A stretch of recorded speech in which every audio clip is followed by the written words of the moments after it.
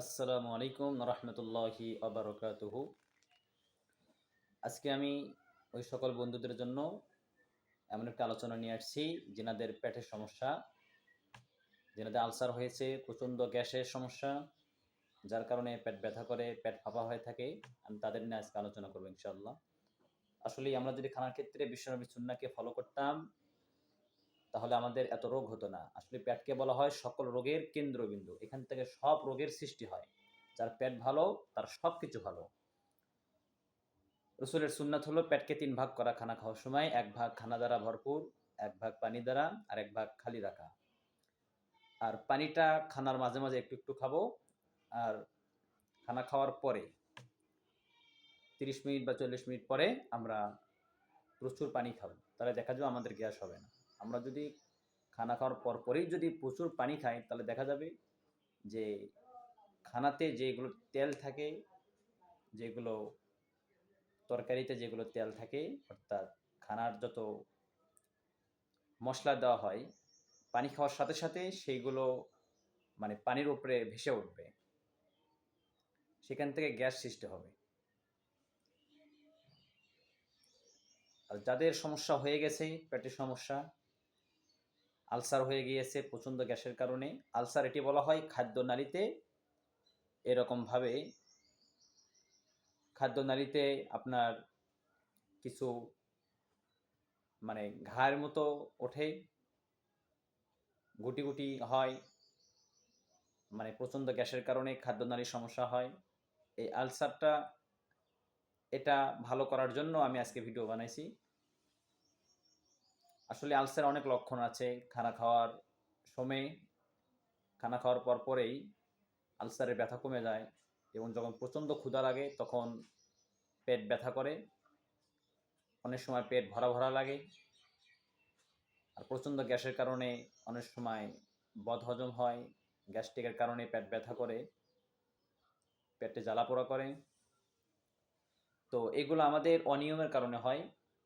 তো আজকে আমি আপনাদের সামনে বলবো আমাদের যে আলসার হয় প্রচণ্ড গ্যাসের কারণে, খাদ্যনালীতে যে এগুলো ঘা হয়, তো আসলে এই আলসার এটা ভালো করার জন্য অ্যান্টি আলসার ড্রাগ ড্রাগ খেতে হবে।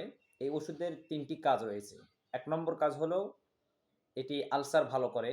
২ নম্বর হলো অধিক অ্যাসিড উৎপন্ন কমানো, অধিক অ্যাসিডগুলো কমে দেয় এই ওষুধগুলো। ৩ নম্বর হলো বাড়তি গ্যাসকে নষ্ট করে দেওয়া। এবার আসুন, অ্যান্টি আলসার ড্রাগ বাজারে যে সব নামে পাওয়া যায়, যেমন রেনিটিডিন, অমিপ্রাজল, তারপর পেন্টাপ্রাজল, লেন্সোপ্রাজল, ড্রেক্স লেন্সোপ্রাজল, ইসোমিপ্রাজল, রাবিপ্রাজল। এবার আসুন আমরা অমিপ্রাজল নিয়ে আলোচনা করি। অমিপ্রাজল এটা খুব প্রসিদ্ধ একটি নাম। অমিপ্রাজল এটা অনেকেই অধিকাংশ মানুষ এটা খায়। তো অমিপ্রাজল এটা বাজারে যেসব নামে পাওয়া যায়, ১ নম্বর হলো সিক্লো, ২ নম্বর হচ্ছে লসিকটিল, তারপরে ৩ নম্বর হলো পিপিআই। বাজারে যেসব অবস্থায় পাওয়া যায় তা হলো ট্যাবলেট অথবা ক্যাপসুল পাওয়া যায়, অথবা এরকমভাবে ইনজেকশন বা শিরাপথে I/V শিরাপথে দেওয়ার জন্য ইনজেকশন পাওয়া যায়। এই ৩ ধরনের পাওয়া যায়: ট্যাবলেট, ক্যাপসুল, ইনজেকশন, অমিপ্রাজল। এবার আসুন আরেকটা আছে, তা হলো স্যাচেট। স্যাচেট এটা একটা পাউডার। এই পাউডার এটা 1/2 কাপ পানিতে মিশিয়ে খেতে হয়। এই ৪ প্রকার ধরনের মানে ৪ প্রকারের অবস্থায় বাজারে পাওয়া যায়। এবার আমরা জেনে নেব ডোজ বা মাত্রা। আলসারের জন্য দিনে ১ থেকে ২ বার, ১ থেকে ২ বার ১.৫ থেকে ২ মাস খেতে হবে। ১ থেকে ২ বার ১.৫ থেকে ২ মাস খেতে হবে। যাদের আলসারের পরিমাণ কম দিনে একবার খাবে, যাদের বেশি তারা ২ বার খাবে। আহারের ১০ অথবা ২০ মিনিট পূর্বে এই ওষুধটা খেতে হবে। এই ওষুধটা গর্ভকালীন সময় নিরাপদ। অনেক সময় জীবাণু ঘটিত আলসার হয়, তখন সে আলসার অ্যান্টি আলসার ওষুধ দিয়ে ভালো হয় না। কখনো আমাদের জীবাণু ঘটিত আলসার হয়, তখন সে আলসার অ্যান্টি আলসার ওষুধ দিয়ে ভালো হয় না। সেক্ষেত্রে প্রয়োজন আলসারের ওষুধ এর সাথে ডবল অ্যান্টিবায়োটিক খেতে হবে। যা জীবাণু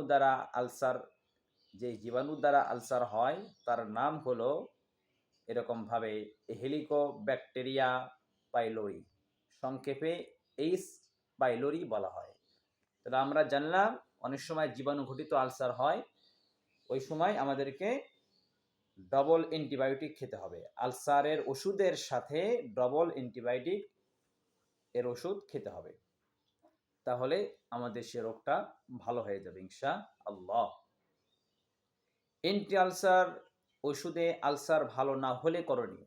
অ্যান্টি আলসার ওষুধে আলসার ভালো না হলে করণীয়: 1 নম্বর হলো আলসারের ওষুধ, 2 নম্বর ডবল অ্যান্টিবায়োটিক।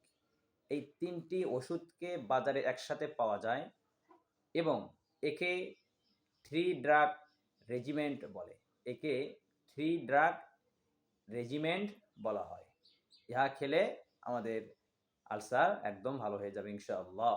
এটা আবার বাজারে যেসব নামে পাওয়া যায়: 1 নম্বর হলো পাইলোট্রিপ, 2 নম্বর হলো হেলিকিট।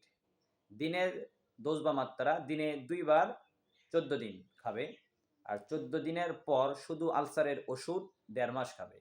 এই 3টা সমন্বয়ে খাবে 14 দিন, দিনে 2 বার খাবে, আর 14 দিন পরে শুধু আলসারের ওষুধ খাবে, তখন আর ডবল অ্যান্টিবায়োটিক খাবে না। তাহলে আমাদের রোগ ভালো হয়ে যাবে ইনশাআল্লাহ।